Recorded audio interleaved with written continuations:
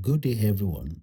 Today's nugget is titled Scarcity in Samaria. And our text is taken from 2 Kings chapter 7, verse 1. Then Elisha said, Hear ye the word of the Lord. Thus says the Lord, tomorrow about this time shall a measure of fine flour be sold for a shekel, and 2 measures of barley for a shekel in the gate of Samaria. Samaria was under siege. There was an hunger, there was fear, there was pain, there was scarcity, and the city was surrounded. The people were helpless, and hope was almost gone. But in the middle of scarcity, God sent a word, not an army, not a strategy, not a committee, but a word tomorrow about this time. Beloved, one word from God can change a whole season. One word from God can silence fear. One word from God can break a siege. One word from God can turn famine into abundance. One word from God can move you from survivor to testimony. The miracle did not begin inside the palace. It began at the gate. 4 rejected lepers asked a powerful question. Why sit we here until we die? That question is still speaking today.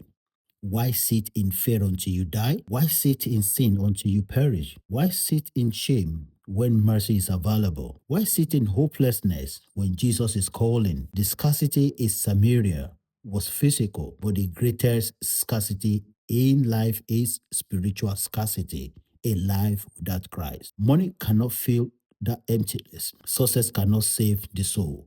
Religion cannot replace salvation. Only Jesus can satisfy the hunger of the heart. Jesus is the bread of life.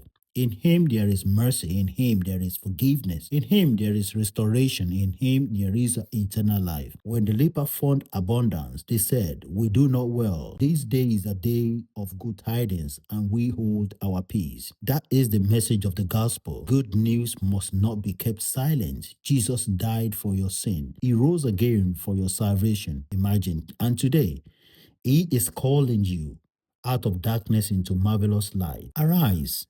Come to Jesus. Receive mercy, receive life, receive salvation, because when God speaks, scarcity does not have the final say. And our prayer is, Father, I come to you today.